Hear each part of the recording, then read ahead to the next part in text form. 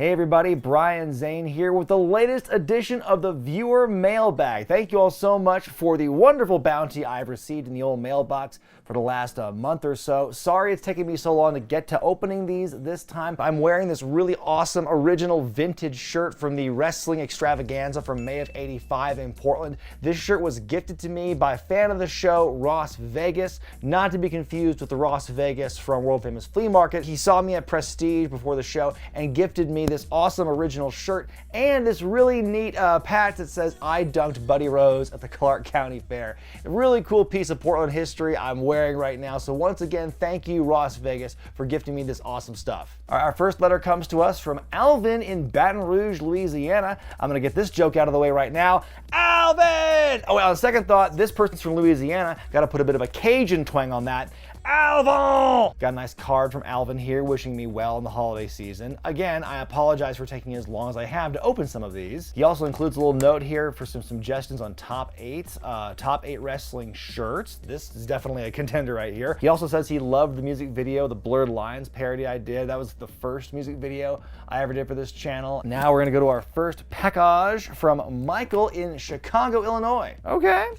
All right, interesting here. Let's see what's inside. Beginning with the physical media, you got VHS copies of WrestleManias 28 and 30. Oh, here we go. The Ultimate Collection, Johnny Carson, volumes 1 through 3. Hey, never said anything about getting just wrestling stuff here on the mailbag. There's coupons for Burger King, which are still valid, so I might actually do that for lunch today. Some Dickie stickers, some Dickie stickies, a laminated card about Lagunitas IPA, a guide to the forest preserves of Cook County, a menu for Stunad's Pizzeria in Chicago, some kind of magnet or coaster for contactless pickup. Okay, first up, this miniature basketball with the Bulls logo on it, a bus and rail map for the Chicago Transit Authority, more BK Coops, an old wrestling program from a show called September Slam in Summit, Illinois from 2009. Sean Davis addresses Jean-Paul Bass's challenge, and the font changes for some reason there. Joe Heisman defends the Midwest title against the Butcher. The Mixed Breed defend against the Chicago Connection.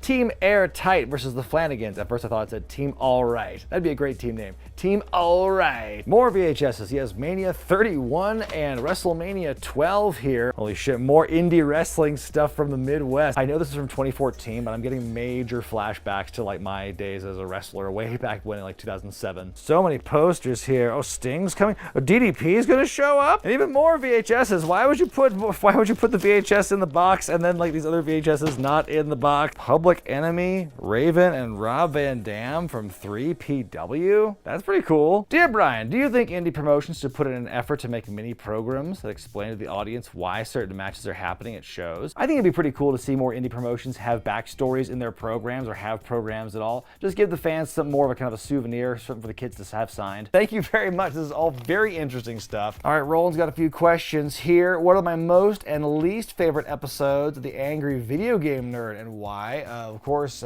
James Rolfe, Angry Video Game Nerd, one of my biggest inspirations for starting this YouTube channel in the first place.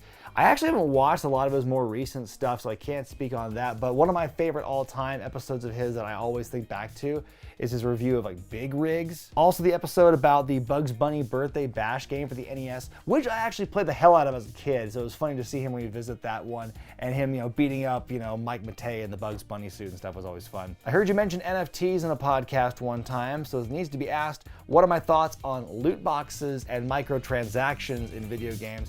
I'm not for them. If you booked 2 of your favorite fictional characters in a wrestling match, which characters and wrestling match would you pick and why?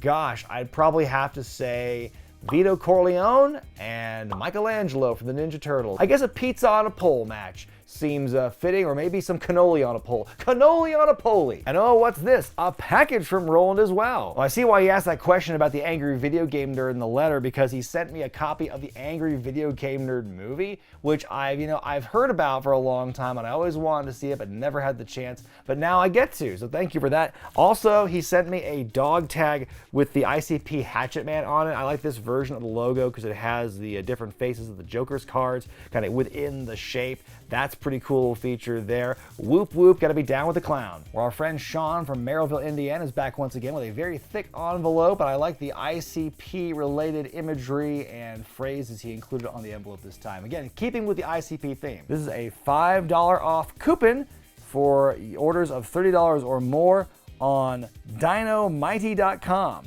I don't know what this is, but I'm gonna give it a look. Oh, they're Mighty wallets, that's what they are. Got some more of these WWF trading cards from the 1990 days. These pictures in particular come from WrestleManias 4 and 6, two WrestleManias that I have covered on the Classic Review segment. So if you want to check those out and get my thoughts, you can click right here. Oh wow, is this like Wrestling with Regret, but like written in kanji? That's pretty neat if that's the case. I have sent you something today that I think a man like you would appreciate more than others. The gift I've sent you is not an original, but it's made just for me?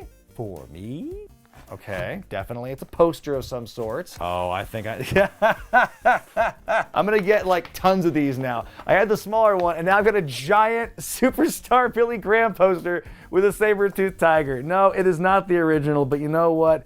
It's still glorious, it's still fascinating. All the mystery and excitement of space combined with the strength of the superstar. Thank you so much, Bobby John, this is great. From Sean in Lincoln, Nebraska. Question, which of these wrestlers could compete in the 2022 Rumble and do well? He lists off Tommy Dreamer, the Great Muta, Too Cold Scorpio, the Brooklyn Brawler, or Mr. Kennedy. If we were to go back in time to January and if we were doing surprise entrants and stuff like that, I think seeing Great Muta or Scorpio show up in the Rumble would be amazing. Interesting thought exercise. But of these 5 wrestlers, folks, who do you watching at home think would do the best? Ooh, this one feels kind of hefty, folks, and guess what? It's Royal Mail, Royal paper. All right, awesome. It's a copy of the cookbook, Eat Like a Luchador. I was really excited when this book came out. This is a cookbook featuring a lot of famous luchadors like Super Astro, Taya Valkyrie, Conan's featured in this. They offer up stories, and there's interviews in this book as well, and also a lot of just great down-home recipes. They look very tasty, and I can't wait to crack this open and see what kind of recipes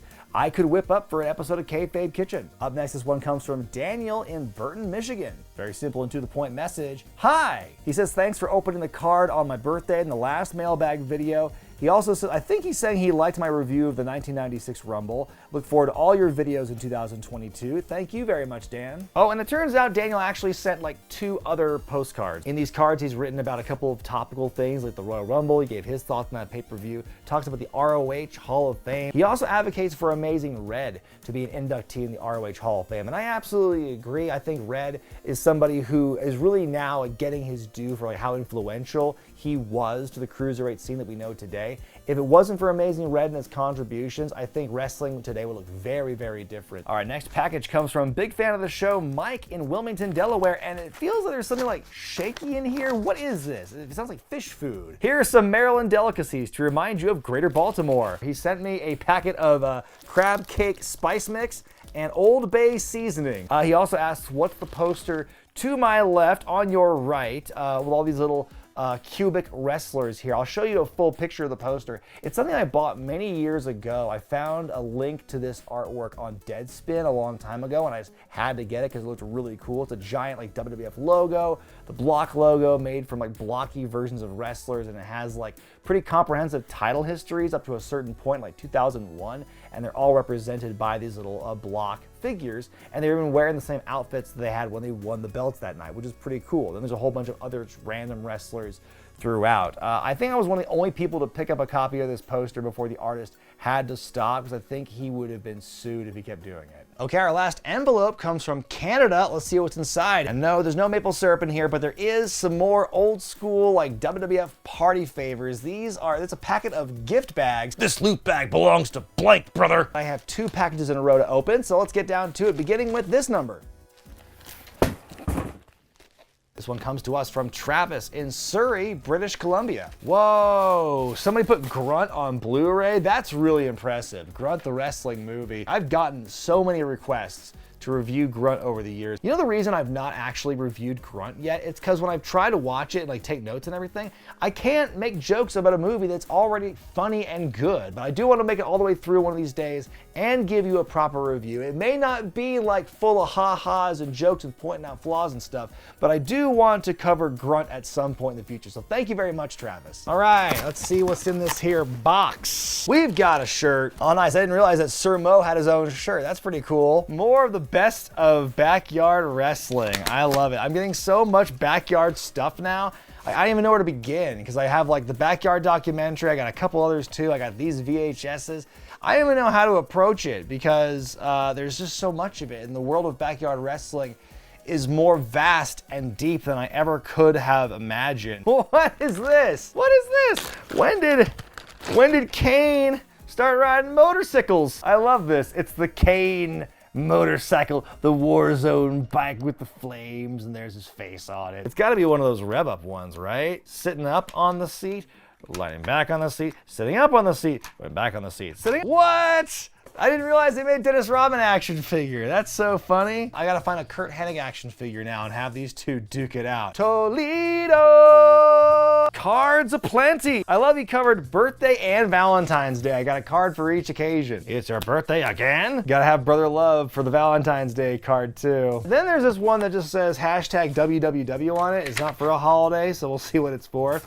Oh no, it's for Christmas. I missed the Christmas card too. What is this? Whoa, this is like a cool like binder, little hologram Kane and Undertaker thing on it. That's pretty rad. Oh my God, it's issue 1 of the Kevin Nash comic. It's a bunch of Coliseum video door hangers. Here we go, I got Ludwig Borger right here. But look at how happy Lex Luger is. Do not disturb, watching wrestling. No one must look, no one must know that I'm watching wrestling. He also asked in his letter who I would include in my OSW boys stable. It's funny, I actually was asked that question back in January during the Wregret Q&A, so I actually have an answer ready to go. As far as my boys stable, it would be Maven, Mordecai, Snitsky, and Bull Buchanan. What a cool ass care package this was. This was Christmas, birthday, and Valentine's Day all rolled into one. I love it. I love the Kane bike. I love the Undertaker and Kane binder. I got shit spilling all over the place. The Kevin Nash comic book. What a bounty of stuff. Thank you, Jamie. Well, folks, every month I am just blown away by what I get in these mailbags, and this month was no exception. Some really fun, one-of-a-kind items in here I'm so happy for. I can't wait to open some of these bad boys up, start watching them, hanging up the poster, wearing the shirts.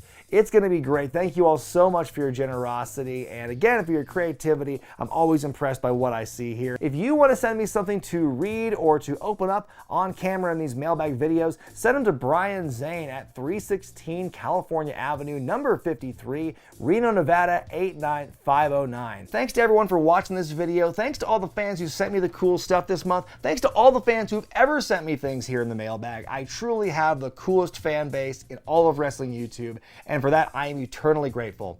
I'm Brian Zane, and I'll see you next time.